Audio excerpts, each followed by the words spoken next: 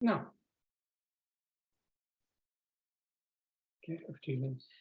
Well, good evening from London, good morning, good afternoon, wherever you may be, and welcome to another lockdown lecture with Harif. Harif, for those who don't know us, is the UK Association of Jews from the Middle East and North Africa, and our aim is to raise awareness of the history and heritage of these Jews. Please do check out our website, www.harif.org. Those who are on our mailing list will automatically receive login details to our Zoom events. We also have a sister website called Point of No Return, which keeps you up to date with the news. This talk, as ever, is being live streamed to the Harif Facebook page, and you can ask questions if you want, if you're watching on Facebook. And this is also being recorded, and the video will be up within a day or so on our website, and you can catch up with the video, or you can watch any video of any past lecture that we've done on our YouTube channel. If you have any questions or comments, please do pop them in the chat, which is the button at the bottom of your screen. And I'm sure our speaker will be pleased to answer questions after she's finished her presentation. 60 years have passed since the mass exodus of 130,000 Jews from Algeria. And so it is a fitting occasion, I think, to talk about this subject. Of the 850,000 who fled Arab countries, the Jews of Algeria were unusual in that they held French nationality, although the community was in some cases 2,000 years old and effectively indigenous. The Jews did try to maintain neutrality as the war for independence gathered pace, but ultimately to no avail. Together with the French settlers, or pieds noirs, they were given a stark choice by Algerian Muslim independence fighters: suitcase or coffin. And the great majority were repatriated to France. We are delighted to welcome tonight our speaker, joining us from Oregon, from Bend in Oregon. And she is Dr. Jessica Hammerman. She's an Associate Professor of World History at Central Oregon Community College in Bend. She has published a dissertation as well as several articles about the Jewish community in 20th century Algeria. And she's authored several entries in the Encyclopedia of Jews in the Islamic World, edited by Norman Stillman, who has lectured for Harif. And she's the author of Heart of the Diaspora: Algerian Jews during the War of Independence, 1954 to 1962, and that was published in 2012. So without further ado, I'd like to hand over to Jessica. Over to you for Jews of Algeria. Thank you very much. Well, thank you so much, Lynn. And it's such a great honor to be here. And I've always, watched your organization from afar. And I'm very happy to be contributing in some way. So thank you for having me.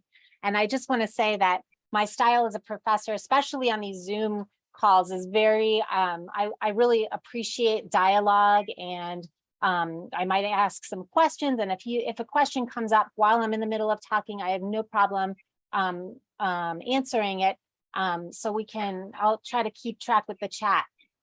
That's my only issue, is that I can't always see the chat while it's going. So perhaps someone will let me know if there is a question, or if you can use the raising hand function. But let me get my PowerPoint ready here. And it looks like I can't screen share now for some reason. Yeah, sorry, no, for security, I turn off screen sharing in case some people come in and think they have to press that button. Now you Should can do be it. okay now. Okay. Okay, so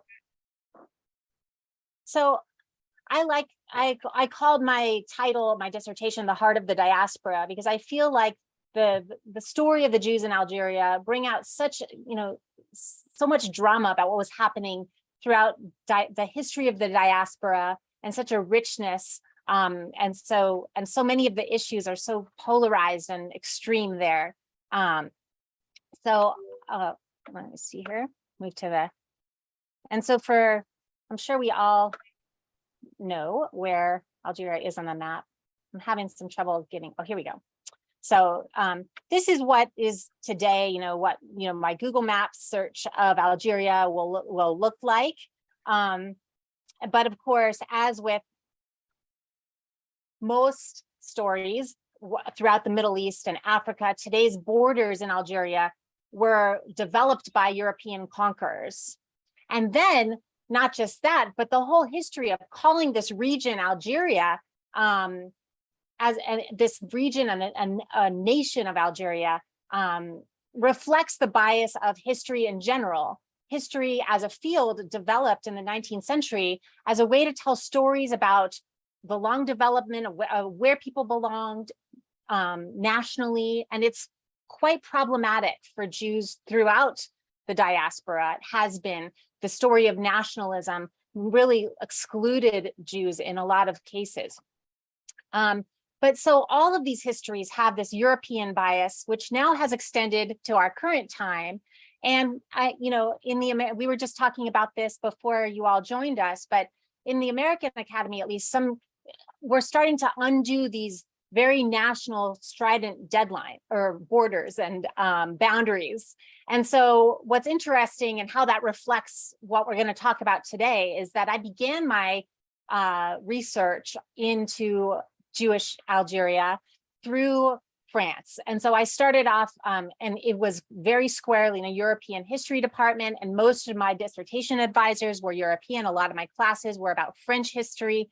And so I came about it through that way. And then, as I was explaining earlier to Lynn, my interest in the topic started with wanting to understand more about the post-war Jewish population of France, and realized there's this huge blind spot when it came to this population in Algeria, who, for all intents and purposes, were considered French. So that's how I got there. But we're going to get more into the details as we go.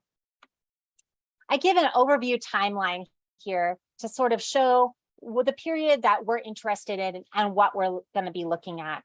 And I may return to this timeline from time to time, but for those of us who like to think linearly and what is the story and what are we looking at and where do the pieces fit, this is my little homemade timeline.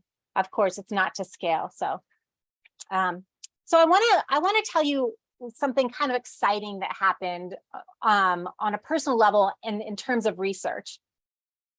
I've been studying this topic for several years, over a decade, and kind of imagining how it would come together if it was told in one of these stories. Like I often imagine, when I saw Hamilton the musical, I was like, what would that look like for the story that I've told, and there's all these interesting graphic histories for all kinds of topics. Well, just this year, there's a new graphic history that was published, and it's in the French style of the bande dessinée, but it's called a histoire dessinée because it's a nonfiction story. And so a lot of the drawings that I chose to include in my presentation to you all today come from this book, which is authored by the esteemed scholar on the topic, Benjamin Stora, in collaboration with an artist named Nicolas Lescamphe. So I just want to credit them before we go on any further to let you know that I'm going to be pulling from this book, which is excellent and tells a beautiful story about, the story I'm about to tell. So this is, one of their spreads, and you can see how beautiful it is. I'll just give you a minute to kind of look around and see what it is. And I think they do a really nice job in when they're talking about a lot of the background and the history, but prior to the colonization of Algeria by the French, which happened began in 1830, and the next spread I'll show you that they did shows how it was a gradual process over several decades.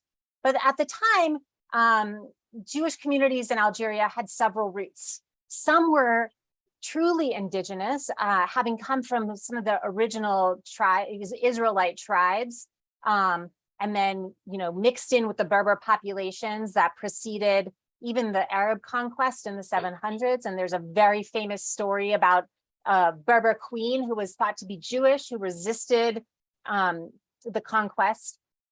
But there were also many people who found refuge in North Africa after 1492, of course. And then others came from the Mediterranean or Ottoman regions, joining in with these communities. And each one had its particular customs and rituals and ways of dressing and foods, creating a very rich tapestry of Jewish life, and a diverse one. So there were many languages spoken and many ways, there are upper class, lower class, rural, urban. But when the French arrived, of course, as they did with most people that they colonized, they reflected, they saw simply Arabs of the Jewish faith. And of course, Arab was a demeaning term, and said, they were really in need of help. And this page is representative of what was called a Mela, which was a Jewish neighborhood in Algeria. And the French talked about these Jews of Algeria as if they were uniform, first of all, Arabs, which some were not, and in need of modernizing. And I just want to point out that this narrative that Jews were in need of help, or the Jews of the Mela needed help, also could be in a way to raise money and raise awareness about their plight throughout the diaspora.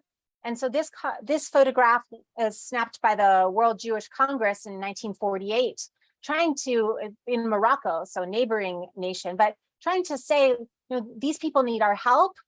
Please, add funds, volunteer, help us. Let's, get together as a Jewish community. In 1948, it was more important than ever. And so I just wanted to point that out, that it's kind of a mixture of, this ambiguity.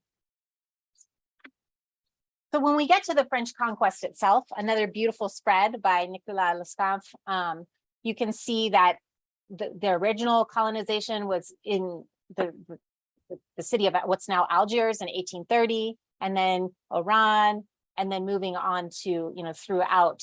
And then down into the Sahara didn't take place until the 20th century. And I love, this kind of spread, this kind of map.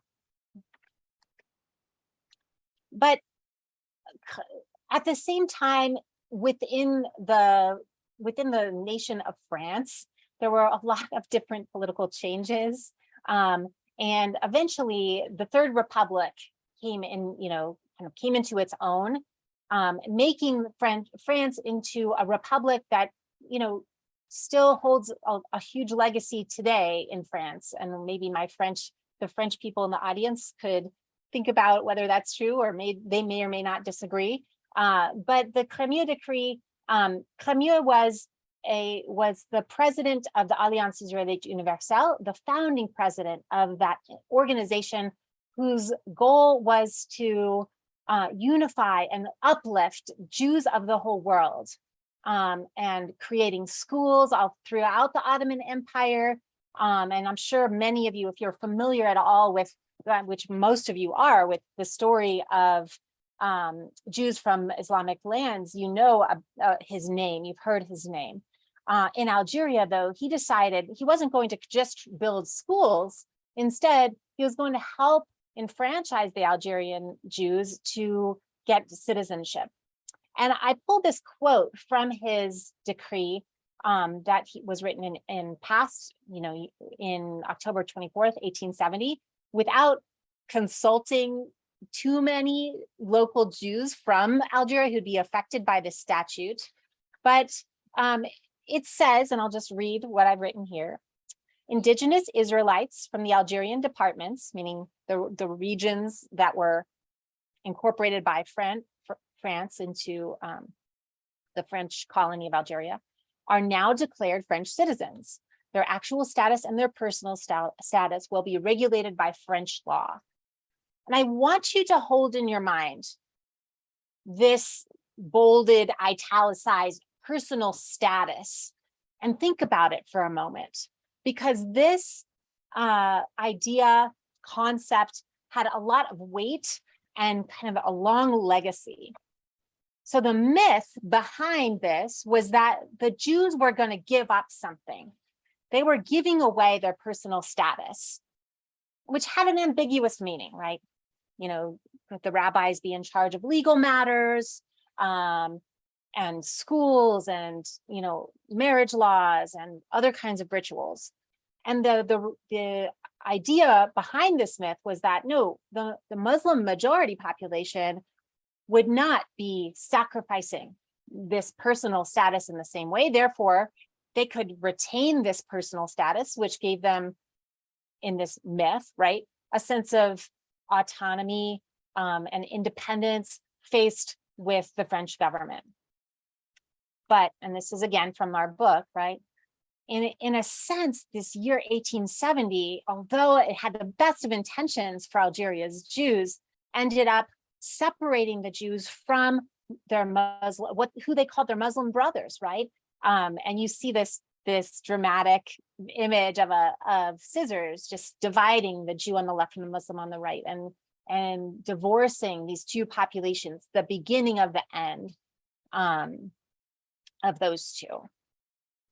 And so that was just like kind of my brief gloss of the legal status that made most Algerian Jews in those northern parts of Algeria into French citizens. And we were just mentioning Sarah Abrevaya Stein, who has written a wonderful history about the Jews of the South, who were a smaller population, but never had that same privilege until at the very, very last moment in 1962, were given French citizenship.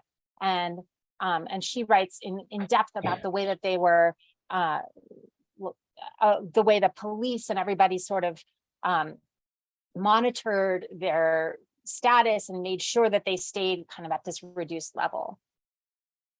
Is there, okay, so moving on. So this is the famous photograph that Benjamin Stora used for his cover for Les Trois Exils, the Three Exiles. And this is the original photograph, but I'm going to move to the drawing because it's so beautiful and so much clearer. So what's interesting about this drawing, just want you to look at it for a moment, just think about it. I'll share what my majority non-Jewish, majority white students in this region of Oregon say when I show them the photograph. Now, again, this book is new, so I haven't been able to show them the drawing yet, but I will this year. When I show it to them and I say, what do you see? What do you think this is? They say they think that it's, you know, French people mixing with Native Americans, sometimes they say, or a meeting between the Ottomans and the Europeans or something like that. And of course, they're commenting on the varieties of dress, when in fact, this is a singular family, all nicely dressed up to go to a wedding, and they are Jewish. And this is in the early part of the 20th century. And I use this photograph as does Stora. Well, Stora uses it in multiple ways, but I like to think about it as a way of talking about acculturation. Because in our time, in our place, I think anywhere, I mean, who was it? One author has said that we're all European now, we all dress European. But I think about, for example, a man in a suit and tie as being more or less a neutral costume. However, at the time and the place of Algeria, to dress up as the guy up here is,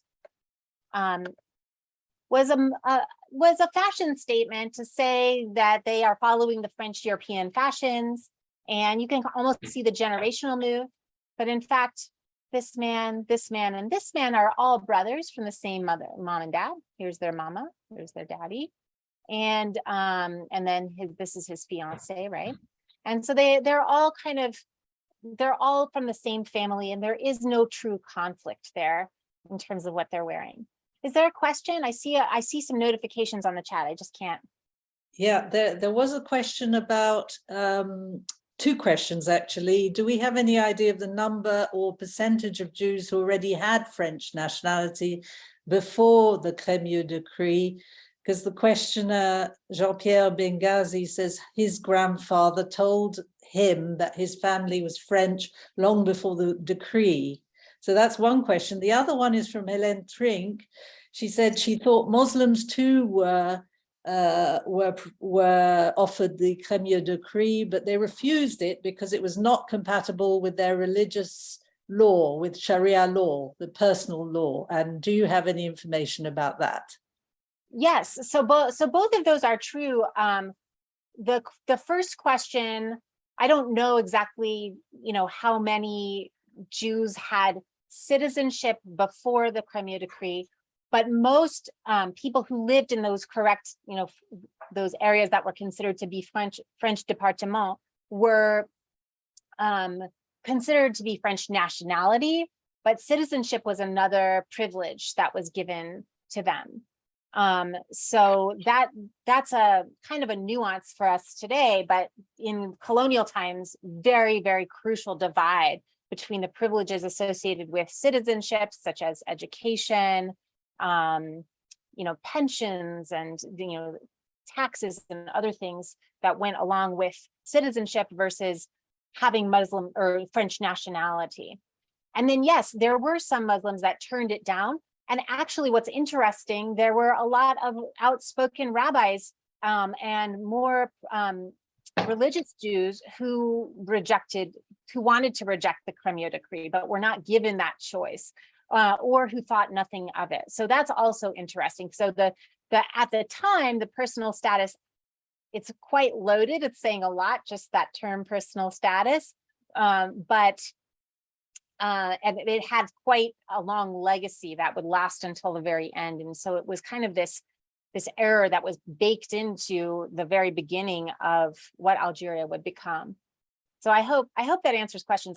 I would be interested to learn more if someone became French, before the Cremieux Decree. And I think that would have been possible, for example, if that person had come from a European background, perhaps from France itself, or from Italy or Malta or Spain, and got French citizenship in another way, and then settled in Algeria more with the pieds noirs settler population.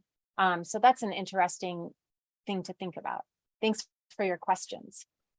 So we're talking about this acculturation and this move towards, becoming more French. So in this photograph, you can see that there's some people in the picture are dressed very French, and they're very accepting of showing kind of an acceptance, and also a degree of choice that you could choose, just like today, right? You could choose what to wear, how to dress.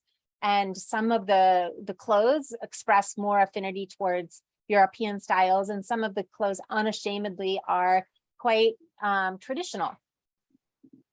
But as the Jews of Algeria became, more integrated into what would become French identity, other people, who at the time were called Europeans, lived in Algeria. The pieds noirs population really wanted to separate themselves from the Jews. They wanted to push back against what they were seeing, the new success of the Jews of Algeria, the new acceptance, and really Frenchness, and their rise in economic status, and all of that amazing French schooling, the school systems that went along with the Third Republic gave them so many privileges.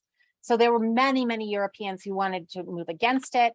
And these settler there was like a huge move about settler anti-Semitism. And this book, which you may or may not know, A France Juive, or maybe I'm sure nobody's read it, but if you heard about it or know about this, was published right around the same decade as the affaire Dreyfus, the Dreyfus affair was happening, which, as you all know, inspired Theodore Herzl to try to relocate the Jewish population elsewhere.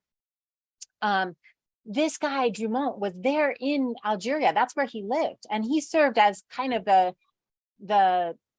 he gathered people together to form a true anti-Semitic league, a political group.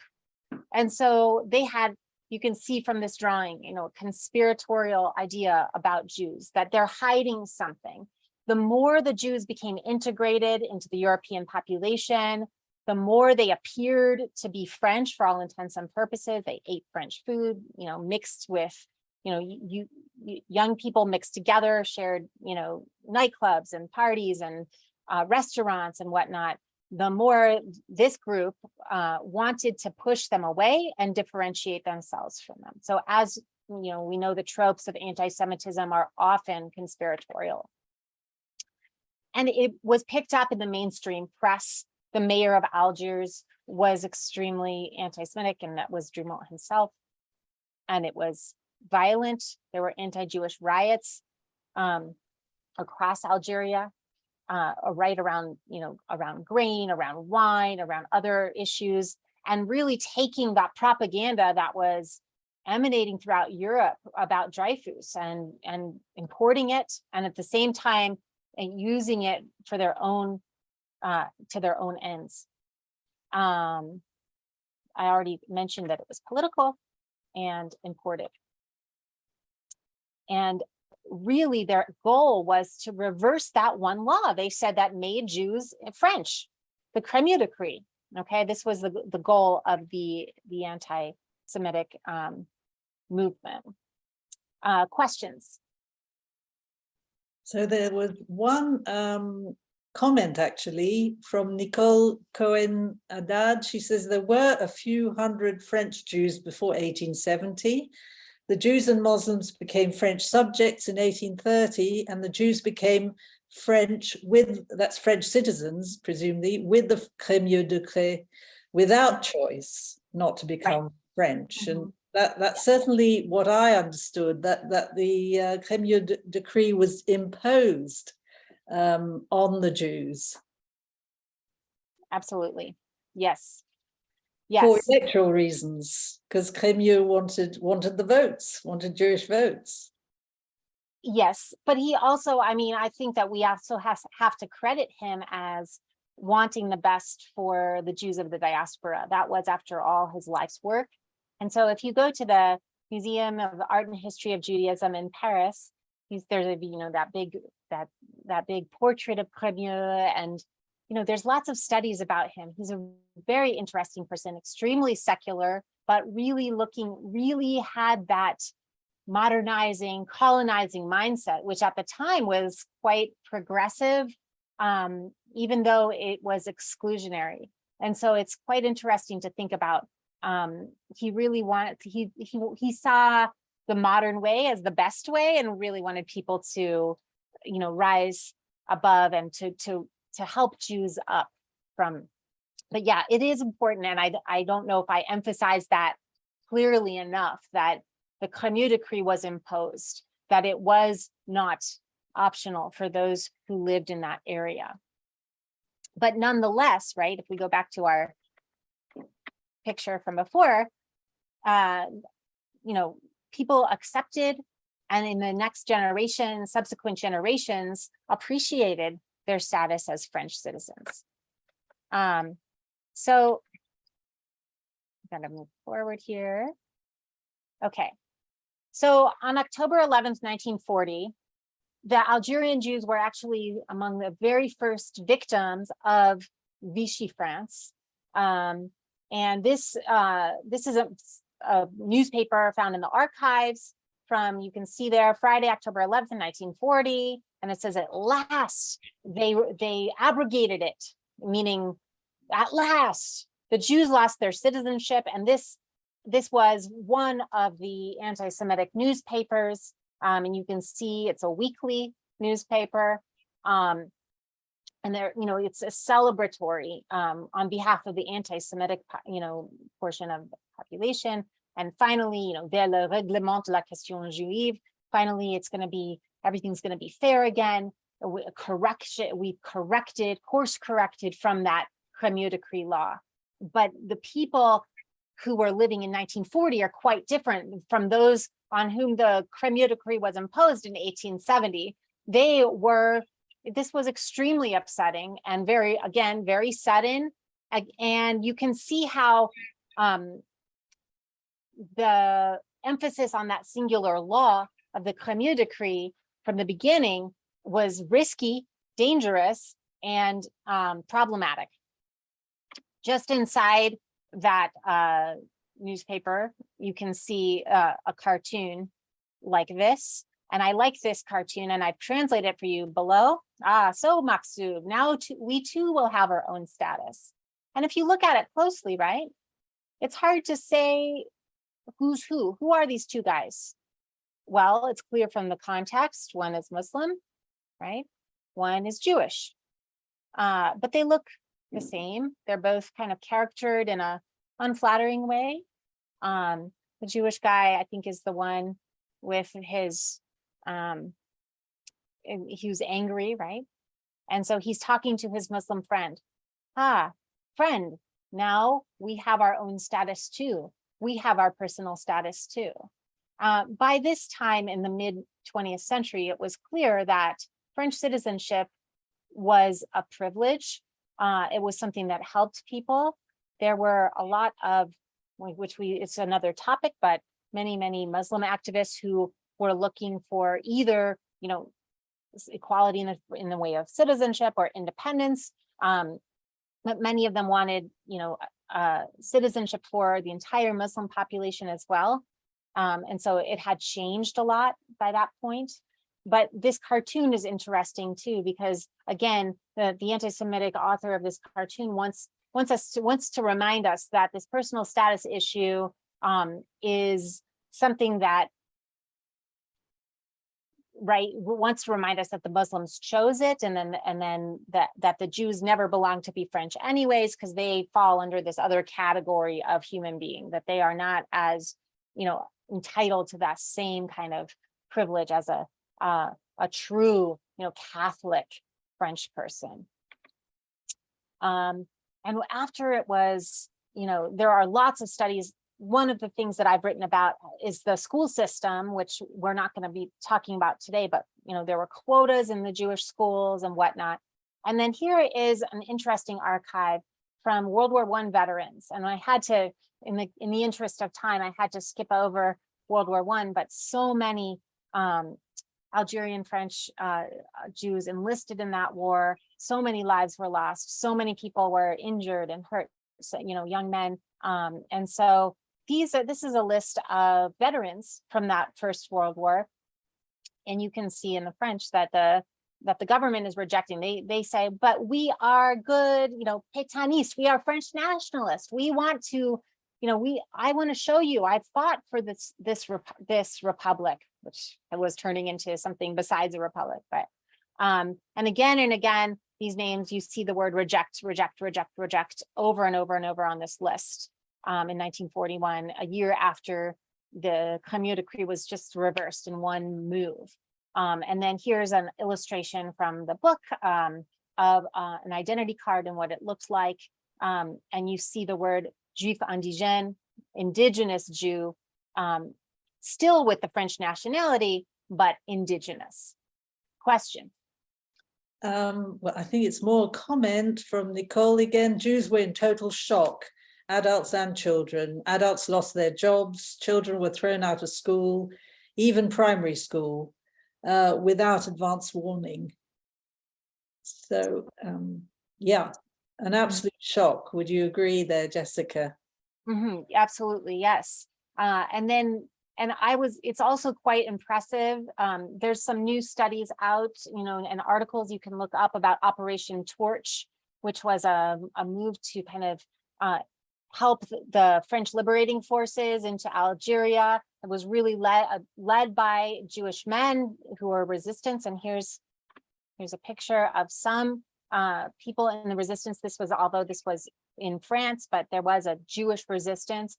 And then they also started schools for Jewish teachers who had lost their jobs would be teaching those schools, and Jewish students would be allowed to come to those schools. But all of the memoirs that I have read talk about this absolute shock. So my focus of my research is always on the people who were there during the War for Independence, so in the 1950s and 60s. And so that generation, a lot of them were in school during World War II in 1940 when this happened. And you know, there's stories of people who are sick to their stomach, who, you know, vomit in class and pass out, you know, really visceral physical signs of shock.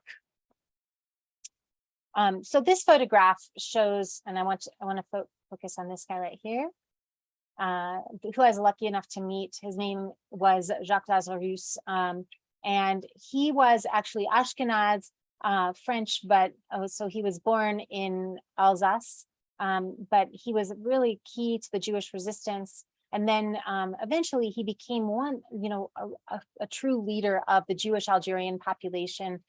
He married Shekri, I forget her first name, and they together, but mostly he started a Jewish newspaper and really tried to make space for make Jewish spaces that were not linked only to religious practice, but to the unique political situation of Jews later on. So I'll get to him momentarily.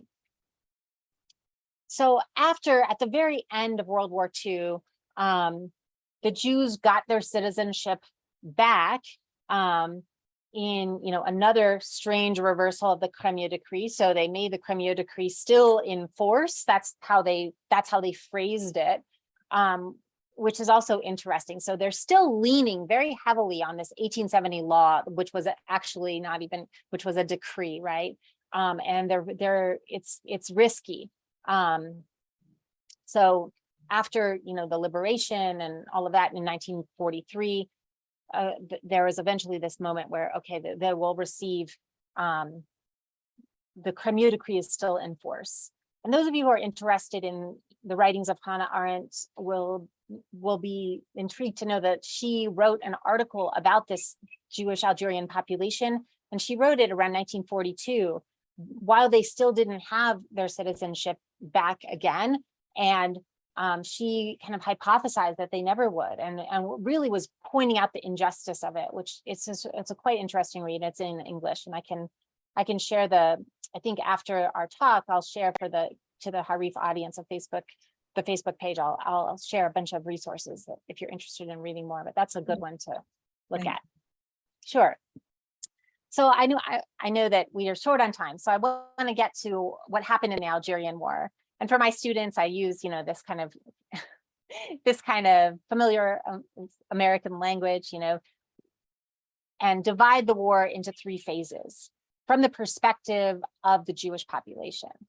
For the first couple years, even though there had been episodes of great violence, mostly the Jewish population were like, everything's fine. That's what they portrayed to the world.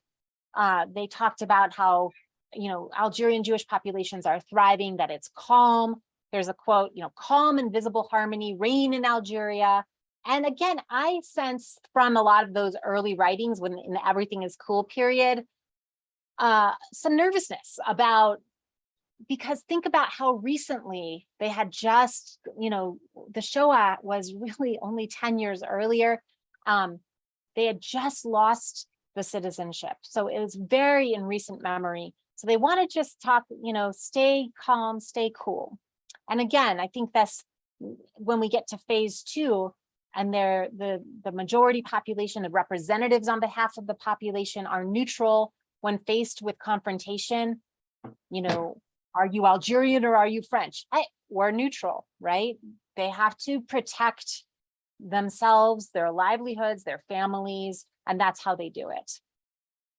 But in 1958, you see a lot of the majority desperately clinging to this liberal vision of French Algeria, not the one that is purported by the, counterinsurgents and all of the, the former army who are really pushing for kind of a form of terrorism to counter the FLN's terrorism, but more of this liberal open vision where, oh, Muslims should be French too, and we should all just live in Algeria. This is how it should be. Let's continue. Algeria needs to stay French. So we'll get to those details momentarily. This Jewish thinker and philosopher of the 20th century named Raymond Benichou, one of his quotes is he advised everybody to show loyalism to France and loyalty to Muslims. And I really think this word loyalism, this word choice, is very interesting, because that little loyalism to me sends a message that we should show France, the idea of France, of course, not the settlers with whom we have this very tense relationship, but the idea of France that can be better. We're going to show loyalism to them, and we're going to make sure we show that because we want to retain our status as French citizens. But to our brothers, the Muslims, I'm not just using that word brothers arbitrarily, over and over again, you see both from Muslim populations and Jewish populations talking about the fact that they are these two brothers, and they want to show loyalty to our brothers, the Muslims. Is there a question or comment? Just one second. Sure. They actually relate to what you were talking about before. Shall we leave those, the last two comments to later on? Because we don't want to go back in time. One relates to World War II and the other to 1830. Okay, all right. So when I want to show you, I don't want to just tell you that there was an everything is cool period.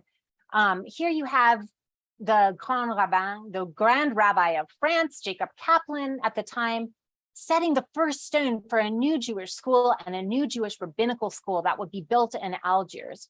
And there was a lot, especially from the downtrodden and quite depressed European population who had just undergone, the terror of World War II. There was a lot of hope imbued in Algeria that it could be this new center of Jewish life, because it wasn't as impacted by World War II as the Eastern European, Western European Jewish populations had been.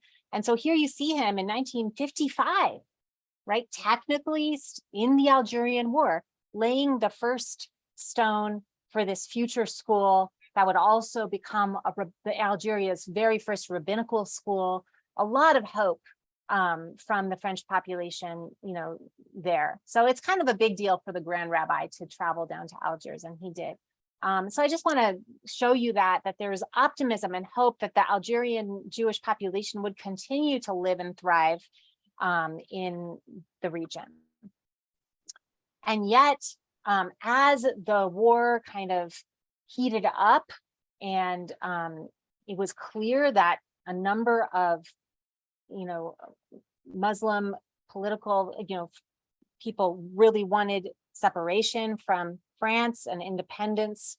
There continued to be these anti-Semitic publications. And here is a clip from a comic strip, which shows this guy, this Jewish guy, the guy with the brimmed hat, talking to his Muslim friend and giving him weapons on the side and helping him out and making sure, kind of showing this ever-present anti-Semitic trope that Jews are traitorous to the French nation, or Jews can't really be loyal to France. They have other loyalties. They are elsewhere.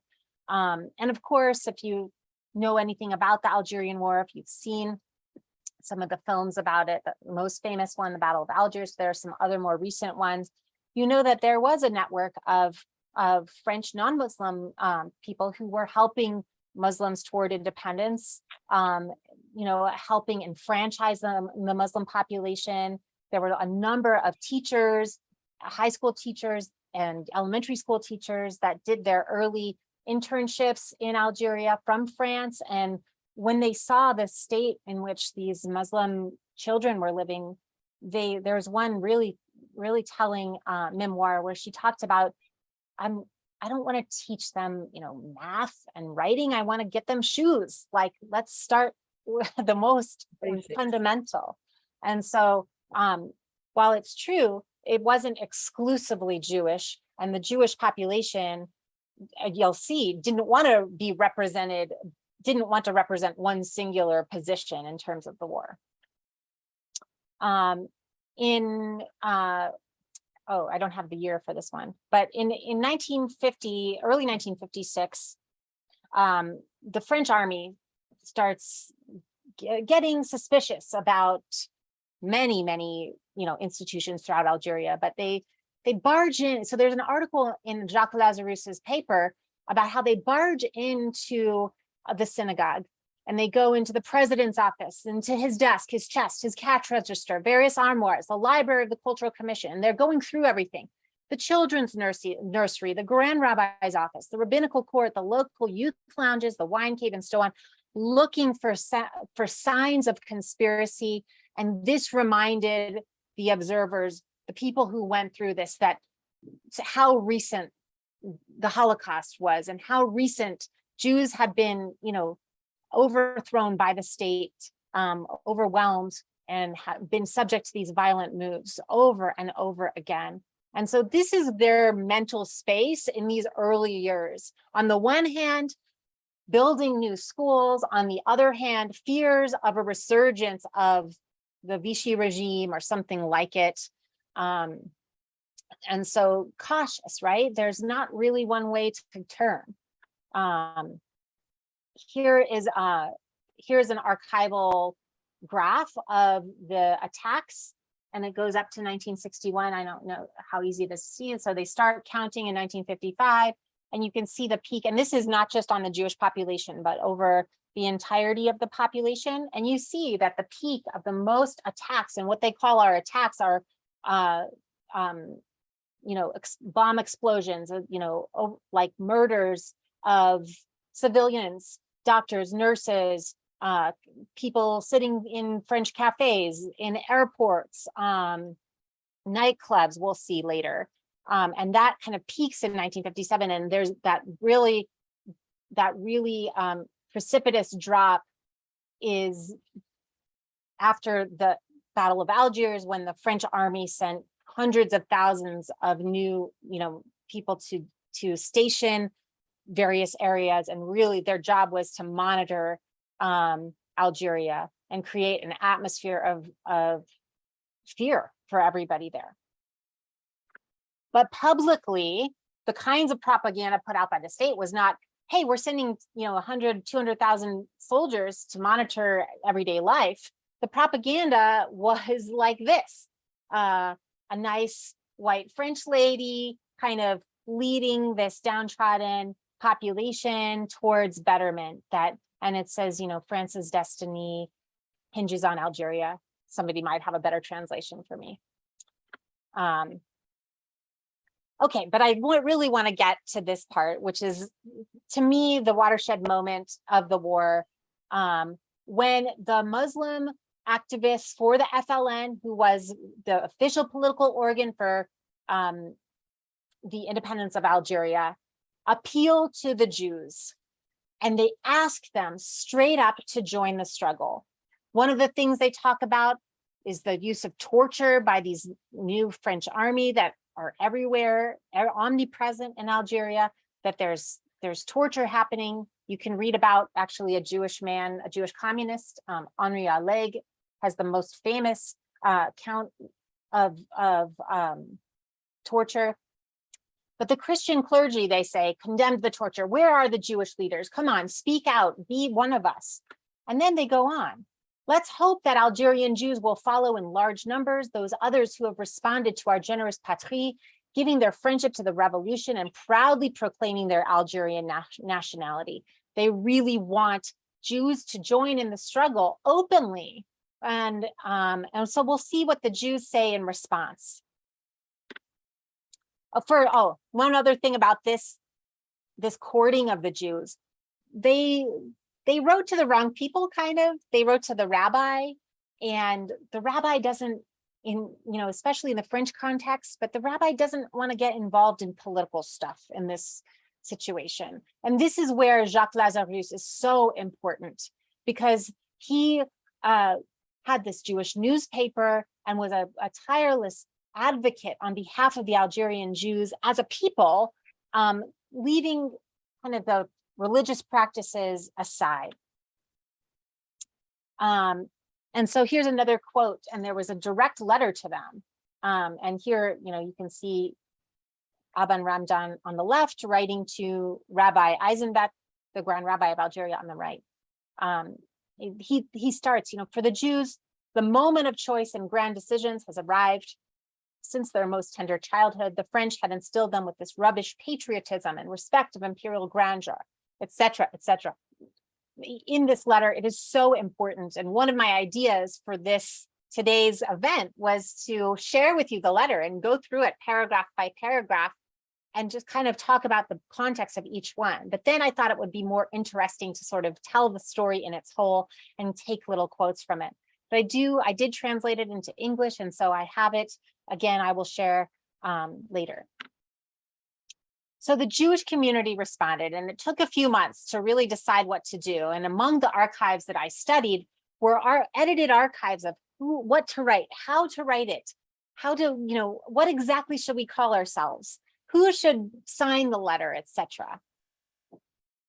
And so they published their letter in Lazarus's paper on the 26th of November, 1956.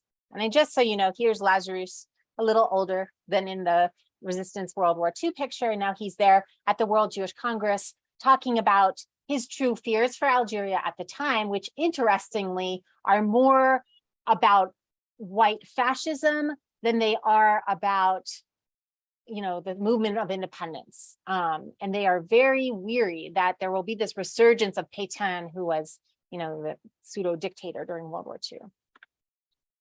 So here's a little excerpt of their response. I'll just let you all read it on your own and see if there are any comments or questions. But I imagine some of us are listening too, so I might read it out loud. We'll see. So it seems that they want to maintain neutrality at all costs. The Board of Deputies here. Absolutely. Keep their heads down. And I think that last sentence in the first paragraph, this collectivity in no way has never claimed to comprise a political entity. There's no politics here. We are a collectivity. And I see that in my very tiny local Jewish population too, that we need to put, we're living in another very political, polarized time, whether you're in the UK, in the United States, or elsewhere. And it's important to try to put politics aside when we're speaking on behalf of the Jewish population, right? And well, that's what they're saying. It's still very true today. I think it's true of England, the Jewish leadership in England. Yeah. My neck out here. Yeah, absolutely. They try to do it here. And then at the very end, he talks about a whole spectrum of opinions, just like other ethnic groups. And then at the very end, he did quote Benichou, loyalism to France, loyalty to Muslims. So this idea that the Jews need to stay outside of this fight, which is not ours, right? It is about the French and the Muslims, and they can kind of go at it. But and they feel a little caught in the middle, you can sense from this. But some Jewish people were dissatisfied with this response, and there is a tradition of Jews in Algeria trying to lift up their Muslim the Muslim communities around them, Muslim people, and trying to talk about what's really just. And so here is the alternative response to the letter. And they say things like, it is high time for us to return to the Algerian community. We have neither the interest nor the moral right to deny our origins and our past. They also talk about their names, or generally Arab names. Are we going to ignore that? What about our music? What about our customs, our traditions, our foods, that the fact that we've all lived here for thousands of years among, Berbers and Arabs and Muslims. We are Algerians. So again, and they're making a charge to Jews as well, saying one way to work for peace is for all of us, Muslims and Jews together, to publicize any provocations that aim to turn us against one another. Among ourselves, we must enforce a climate of trust and friendship. So there's this fictional-ish drawing. It's just an imagining of William Sportis and Daniel Timsit, two such activists, talking about what their plans are over tea, right? Daniel Timsit is a quite interesting figure. He was eventually sent to prison for building a bomb on behalf of the FLN. His father, I think his grandfather, was a rabbi. And so I read his diaries for part of my research, and it's quite interesting because at the beginning he's super atheist, secular, but as he becomes more involved with the cause of independent Algeria, he talks about things like at the bottom of this quote here: the others observe Ramadan and I will fast for Yom Kippur. And he talks about Yom Kippur. He talks about making sure to have, a kosher food while he's in prison. And he says the Shema when the Muslims do their nightly prayers. And every time he sees an execution, which was frequently, he prays, the Shema and the Haftarah. So it's quite striking to see his transformation and the way that he digs into his Jewish identity more as he becomes increasingly activist. And he's one of the figures that kind of surprises me when I think about the story, because so he's as much, he becomes more practicing Jewish as he goes on. And eventually he had to leave Algeria as well in 1967. But so some terrible events continue to take place, continue to unfold. One such, notable event is a Jewish nightclub, or a nightclub that was frequented by Jewish kids, was blown to pieces in the orchestra. And here's the picture on the left that's from the newspaper, and then on the right, the imaginings of the artists of what it must have looked like and felt like based on testimony. And this terrible day. So there continues to be more violence, increasing violence. And the FLN, the nationalists, have a change of leadership and a change of philosophy that becomes much more focused on Islam and less focused on what independent Algeria could eventually become. In response, right, there is a moment when all of, basically the entire European population of Algeria gathers in the central square of Algiers. They come from all over the entirety of the colony to fight for what they hope was going to be, Lazarus says, this united Christians, Muslims, and Jews in a newly found peace, in freedom, and complete equality. Many people thought the war was over, though with recent research by historians, we learn that a lot of that image was construed by the French propaganda. There were images of, for example, women who would remove their veils, Muslim women, and burn them in a pit. There's a book by Neil McMaster called The Burning of the Veil that shows that, that this was construed by the French army, that it was under kind of the watch of the French army that this was happening. It was not an authentic kind of grassroots movement. And there was hope, but it was quickly dashed by counterinsurgents. And I know that I'm short on time here, so I want to make sure that we have plenty of time. For a lot of Jews, though, the final kind of straw was the desecration of the Central Synagogue of Algiers, which was located in the Kasbah, which was by then dominated by only Muslim citizens. And you can see in this photograph of the event, of the desecration, first of all, what do we see? Nothing, right?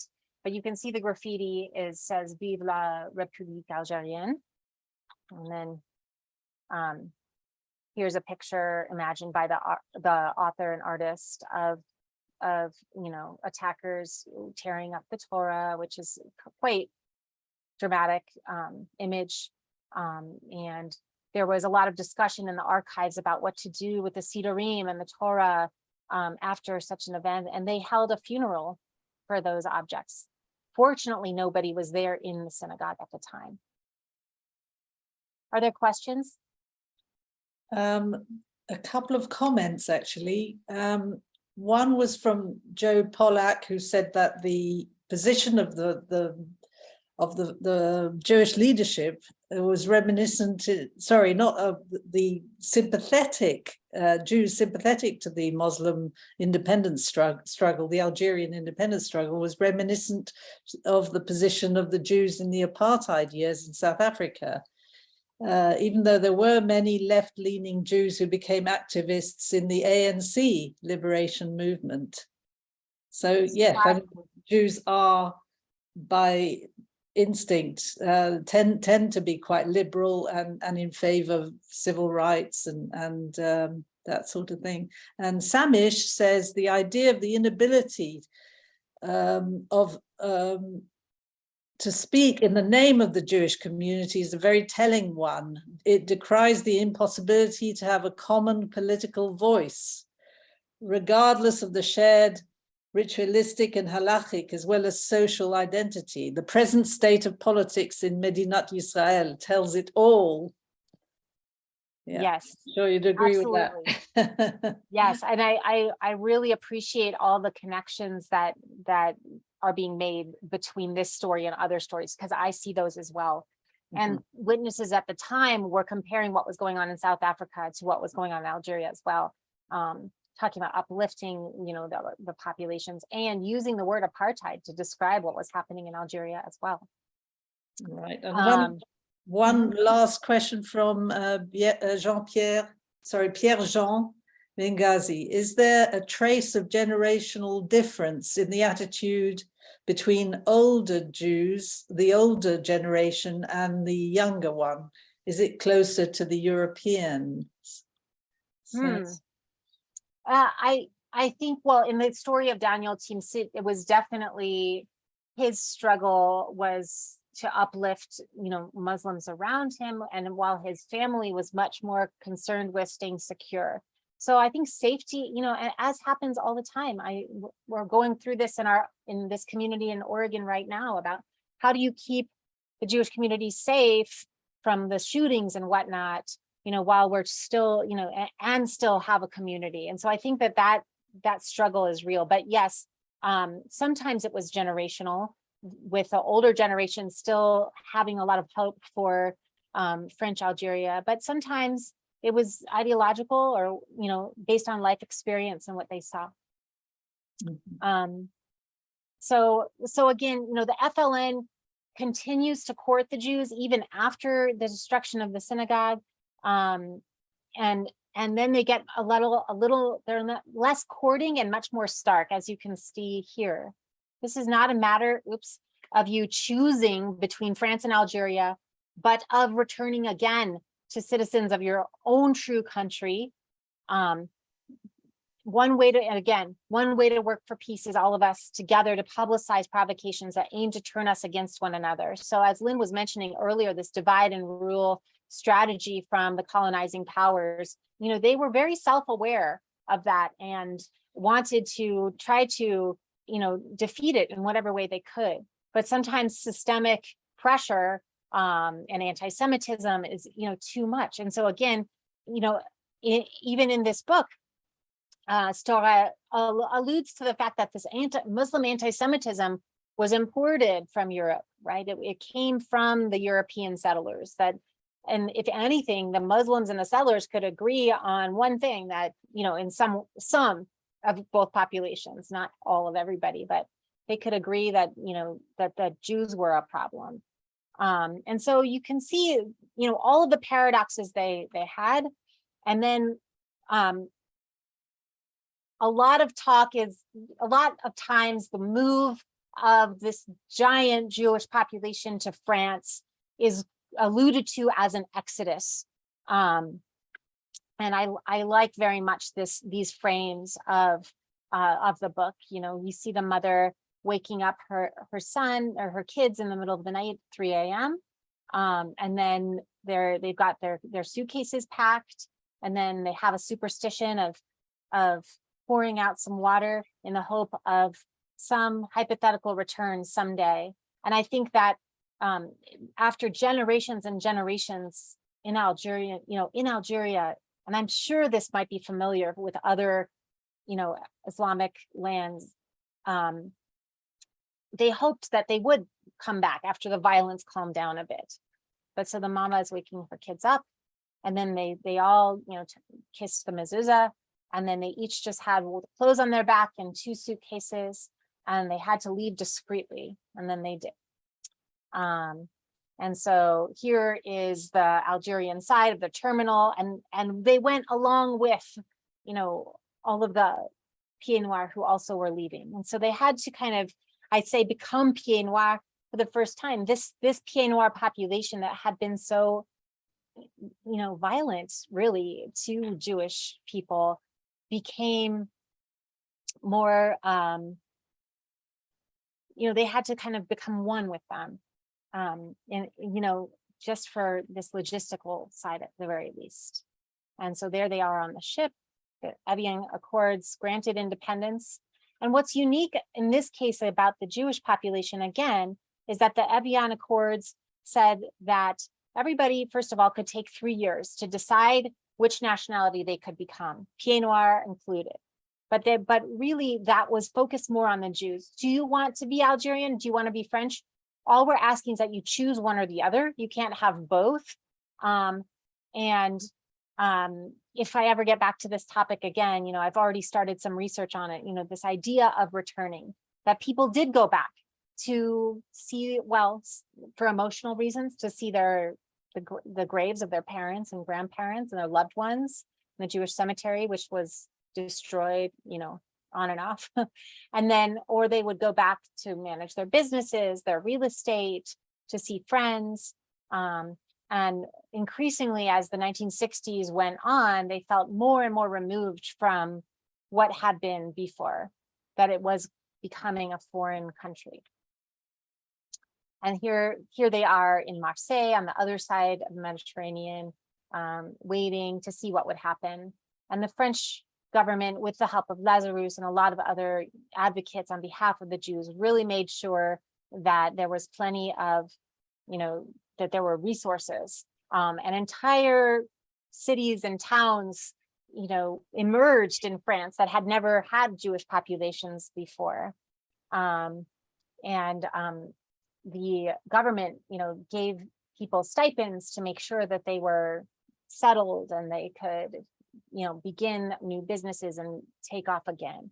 And so that was also a motivating factor. So why didn't most people stay in Algeria? I think that the violence was probably the most acute reason, but there were economic incentives to move to France. There was no room for Jews in this Arabizing. So Algeria becomes more and more Arabized, really trying to, and a lot of the populations, other Muslim populations in Algeria talk about this as well, feeling flattened by the nationalism that was kind of top down. Everybody had to speak Arabic. It wasn't allowed to speak Berber anymore. And there are all these interesting, unique dialects of Arabic that were kind of not permitted. And it was very, and we haven't even talked about Israel, but we don't have time for that. So I'm just gonna leave us there and hope that we have lots of questions. And my big question is, I love these comparative stories, but really whatever you're inspired to share or comment. And I like this painting by Marc Chagall. For some reason, it reminds me of this double choice or like choiceless choice that Jews had, looking, always idealizing France on the one with one of their faces, but also looking back to their traditions and feeling, I see these two faces as looking sad. So anyways, that's just my own interpretation of this painting. But but I can either leave that there or I can stop sharing so you can see, we can interact a little more fully. Yeah. I did have one more picture to show you, who was when I met Madame and Monsieur Lazarus in 2008. And I think at the time he was 98 and he died a couple years later. But, Oh, wow. Yeah. but you know, he shared a lot with me and was very generous and sweet. Yeah. I will stop my share. Stop your share. Yeah. Thank you so much, Jessica. That was quite a feat to go through the whole modern history of Algeria and with wonderful visuals. Thank you very much for that. Just a couple of questions or comments which we didn't come to. Samish actually does refer to the huge effect of Arab nationalism, which you mentioned, led by Nasser. Of course, Nasser visited North Africa, I think it was in 1958. And of course, Israel, the establishment of Israel, which he says played a major role in anti-Jewish violence led by the FLN. Absolutely. And of course, one could mention the murder of the musician Raymond Léry, Sheikh Raymond, which had a huge impact, didn't it, on the Jewish community. And Hélène Trink says in 1962 it became clear that the Algerian Republic did not want to have non-Muslim citizens. And isn't it true, Jessica, that Algeria did pass a law, or perhaps it was written in the constitution, that you had to have a Muslim father or grandfather in order to be an Algerian citizen? Is that correct? Post 1965. I think that's definitely sounds right to my ear. I want to go back to what you were saying about Nasser, though, because the power, you know, there was so much frustration and anger at the West, primarily Western European nations, for colonizing North Africa, the Middle East. And Nasser would do this move with a propaganda and put that on Israel. And he literally said in one of his 1956 speeches that Israel is the engine of colonization. So just as so many places were gaining independence from Western European colonizing nations, Nasser turns all that animosity, that anger, that frustration that's generational onto Israel and the Jews. And I think that shouldn't never be understated, right? Because he says that, you know, all of the colonizers now, they're there and they're sitting there in the middle of the Middle East, and now that's who you should hate. But they don't ever take the time to like stop and think about the longer history. So and Nicole says she was born in Algeria and she's actually been back to visit. Perhaps she'd like to say something, Nicole?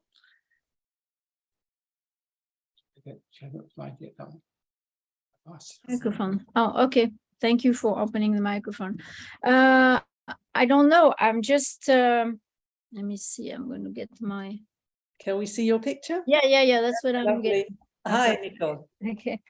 So, yes, I am actually, there is an NGO in France also that is trying to get one cemetery being taken care of in near Algiers in Saint-Eugène.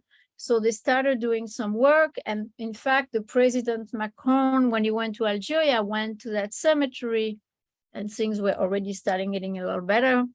And actually some people, voluntary Algerians, cleaned up the cemetery that needed a lot of cleanup.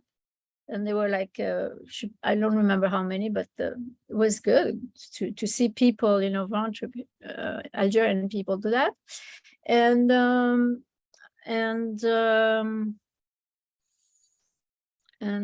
of the Algerians actually went to show one of the French ministry, that I think maybe of the army, the section where there were the French Jewish soldiers. In the cemetery. There's one. There actually there's one section and they have this little house there. They, you know, it's not a, and then there's another section where they are like an open thing, and they're finding more and more of those military Jewish tombs also. So I think personally that it might be good to have the French start owning, quote unquote, on those things, and it might do something at some point. It might start something, I don't know. But anyway, but I'm going to go after that on my own. This is like the group is going to go from the 16th to the 21st, and then I'll go on my own, and I want to go about everywhere. So I'm going to take plane also, because I won't have time to. But I just want to go into so many places, and I started sending things to people that most people will never go back to Algeria, to tell them that if you want, just give me the address where you were, and I can maybe do a video WhatsApp, you know, of your house or something, whatever. It would be very interesting to find out your impressions actually when you go back there. Please do let us know. Well, I was there in 2017, so it's not that long ago. Yeah. But I was really more in Algiers and Tipaza, but I didn't go really in other places, and I want to go now in other places. I want to go all the way south. I want to go to Colonization. I want to go to many places. So we'll see. Best of luck. I think it's worth saying that there are no recorded Jews left in Algeria. No, there are Jews. There are Jews. Actually, there's one. His name is Frédéric Belaïch. And it was a big family, and they owned a lot of properties, and they still own a lot of properties in Algiers. I would think at least 1/3 of myself, I think. Does he live there? Yes, he lives there. Absolutely. He lives there, and I met him, and I think he's more, you know, he's Algerian, but his uncle was actually killed in 1995 by the Islamists. And he himself, but he's like, I don't know, he's a special person also. Yeah, like I went to a building, and I went to visit people, because I went to some apartments where some people I knew had been and so forth. So we met the people that were in those apartments, and apartments are very well maintained, but in the hallways of the buildings, it's not well maintained at all. And so I asked them, and they said, well, we're only renters. And I said, well, who is the owner? So they told me it was him. So I called him, because I had his phone number and I had talked to him already. I didn't tell him, you know, your place is run down, you know, what's going on. But I said, you know, I am in one of your buildings. Well, then he explained to me something about that building that was very interesting, because the building has got a huge patio. And he told me that during the Turkish time, the Ottoman Empire time, they used to do a trading of wild animals. So we came from Africa, get there into that area, and then they will go to Constantinople. Oh, how fascinating. Yeah, so that was funny just to imagine, like, you know, a lion there and then being out. Anyway, so there was little stories that, you know, was able to get out of it. Yeah. Please put your email in the chat. Oh, I want to say also that they are, and I think it's mostly women, there are people that, there are Jewish people there, but now Muslims. But really, so those people, you know, it's very hard for them to say the thing. Right. Yeah. Of course. But that is also an interesting thing that I'm very interested in. Anyway, so thank you for sharing that with us. Actually, Jessica, I have a question, which is, you talked of Jews and Muslims being separated by the Decree Cremieux, by the fact that Jews had French citizenship and the Muslims did not. But what you didn't really talk about was the status that prevailed before the Decree Cremieux, and the whole dhimmi status, which obviously put Jews at a disadvantage. And surely this is the elephant in the room. I mean, that Jews do look back on the colonial period with as a very positive period because it gave them equality and civil rights, and it was therefore an improvement on what went before. I mean, can you tell us a bit more about your views? You're muted. Sorry. Oh dear. You want me to call again? No, Jessica. Jessica's not muted.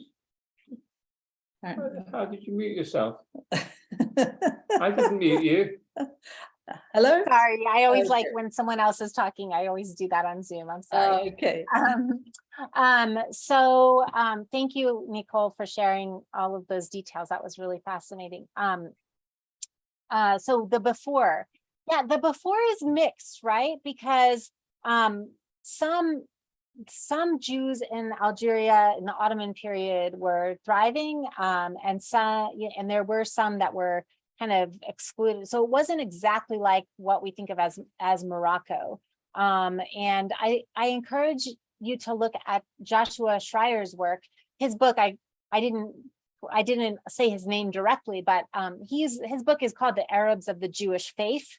And it is about that period in the early 19th century, directly preceding French colonization, and kind of the way that the colonizers reinforced that narrative that Jews were depressed by the Ottomans and they were in desperate need of modernization.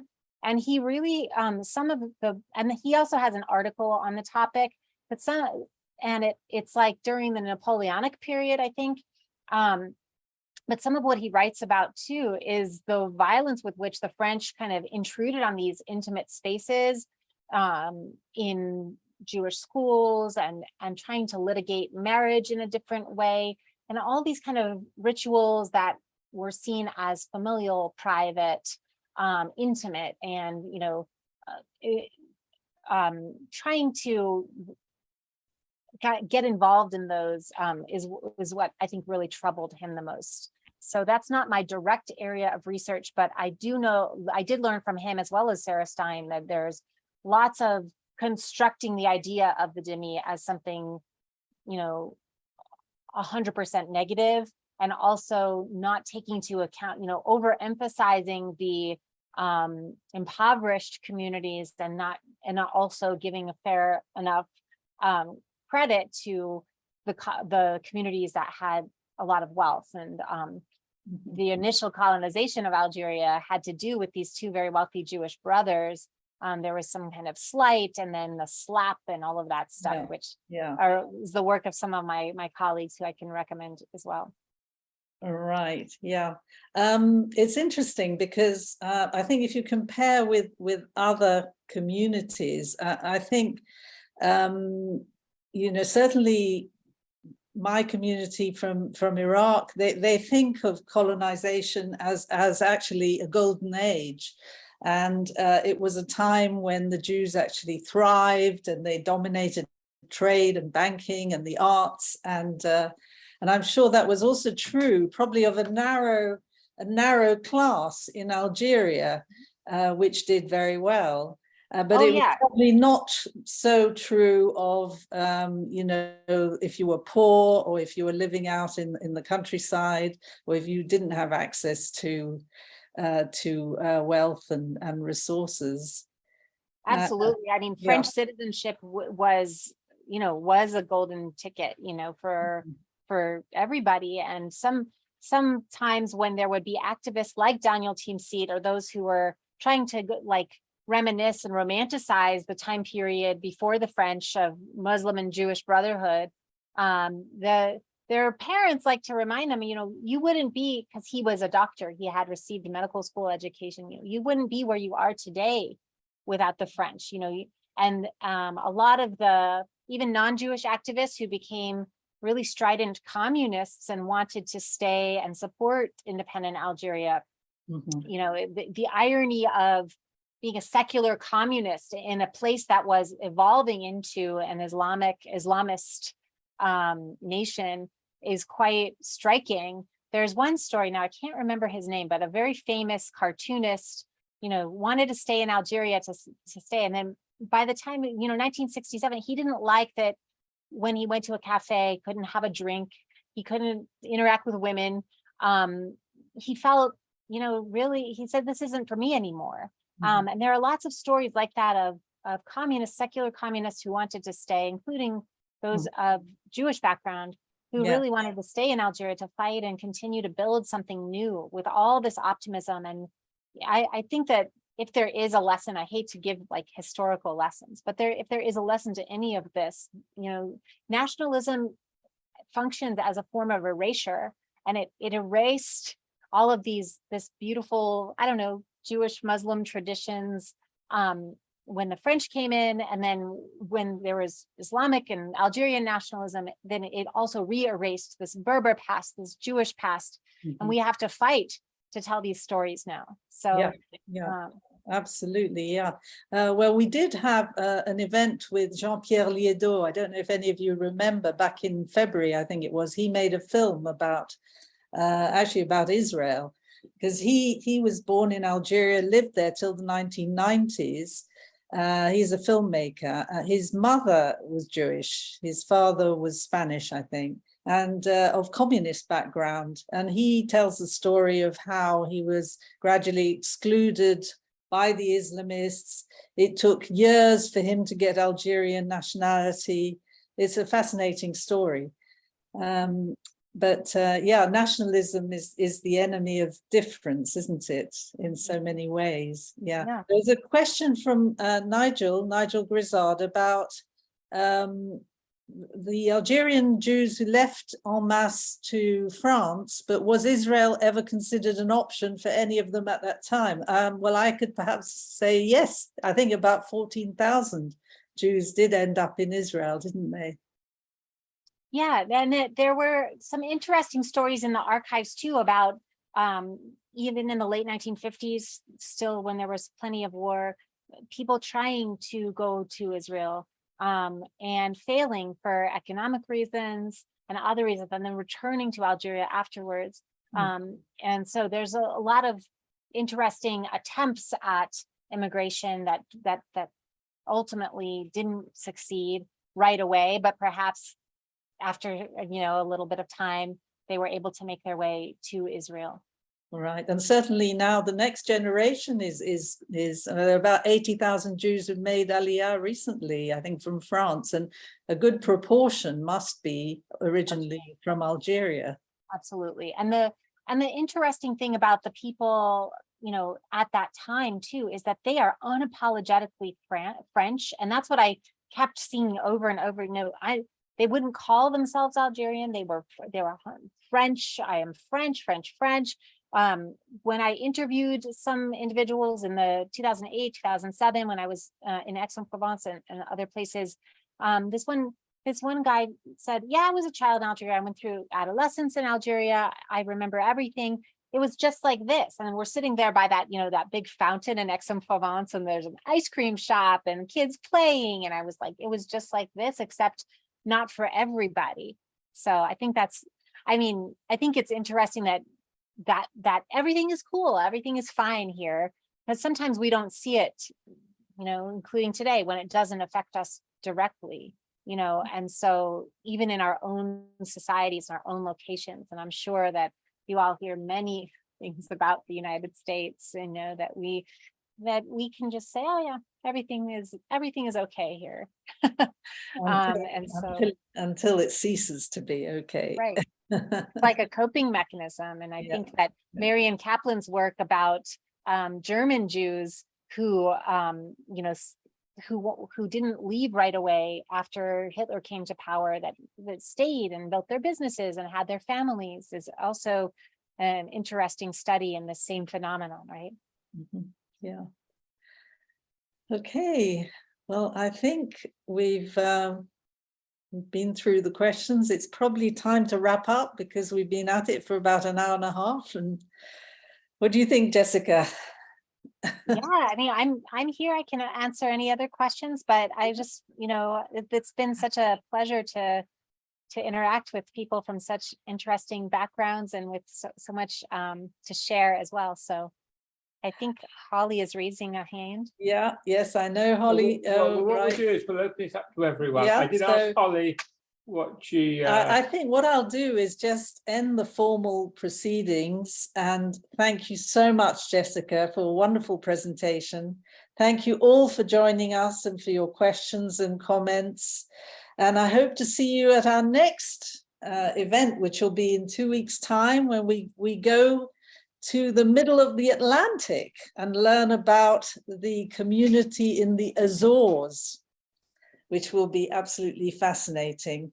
Wow. So I think Laura's now going to unmute everybody now. Everyone can unmute So themselves. this is our custom at the end of a Harif event. It's a free-for-all. So Holly can have her say. Holly? Thank you very much from Cape Town. Thank you, Joel. Yeah.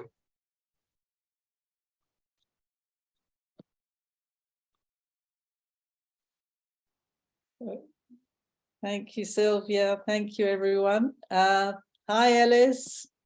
Thank you for a wonderful presentation. It's very enlightening and so comparison to the Jews from Iraq.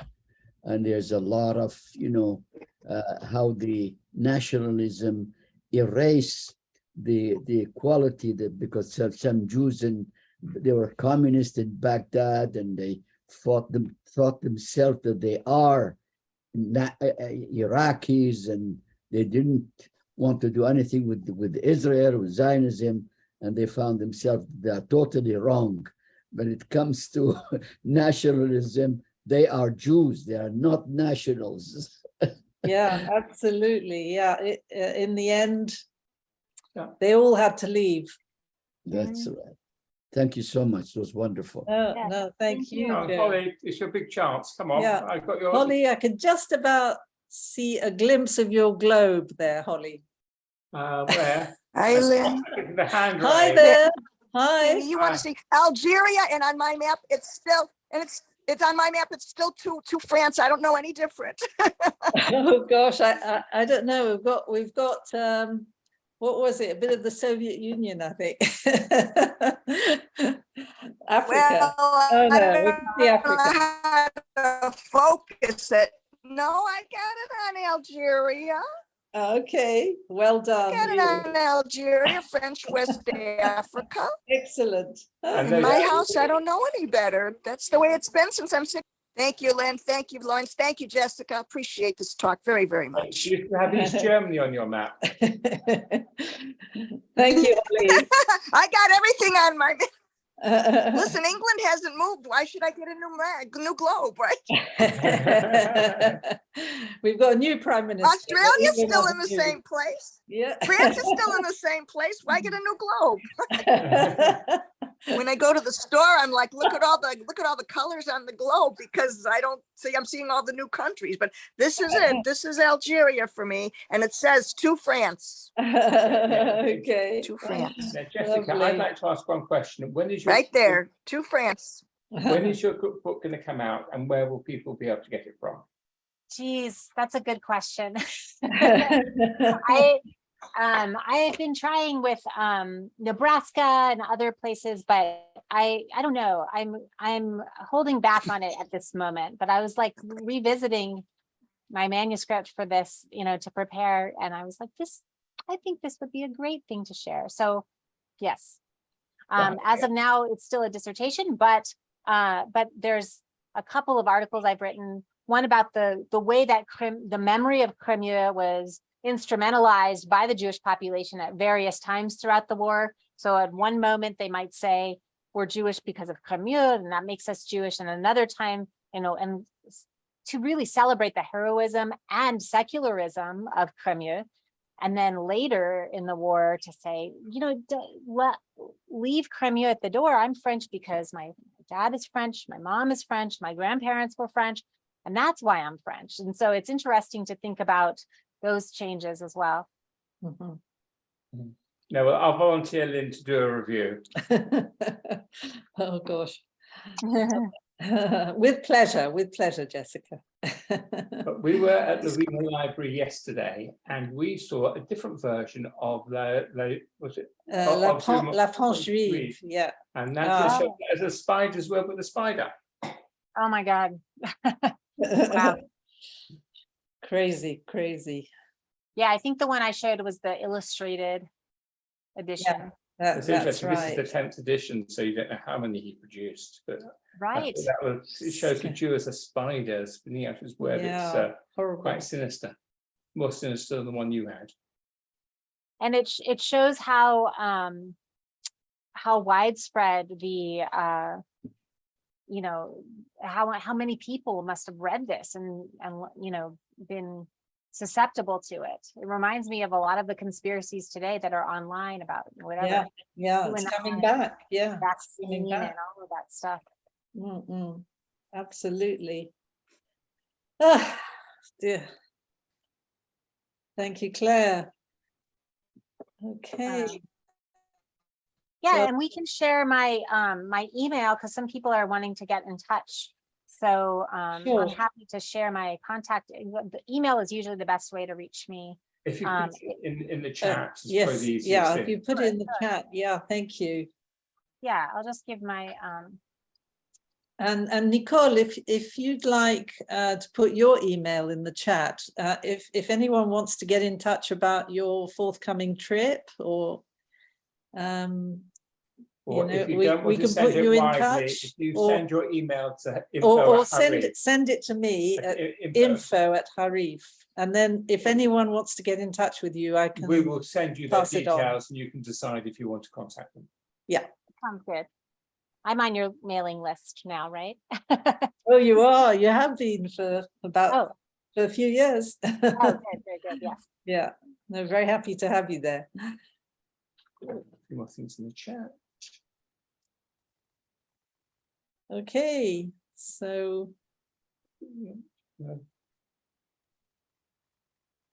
I think it just remains for us to say good night and keep well, take care, see you next time, and thank you very much for joining us again. Well, All the and thanks, best. thanks for And bringing this come through together. London, we'll try and do an Thank event you. in person with you. And Shana Tova. Yeah. To you too. Thank you. Thank you again, Jessica. All right. Bye. Thanks to everybody. Bye-bye. Thanks, Jessica. Come back again. I will. Merci beaucoup. Avec amour. Je vous en prie.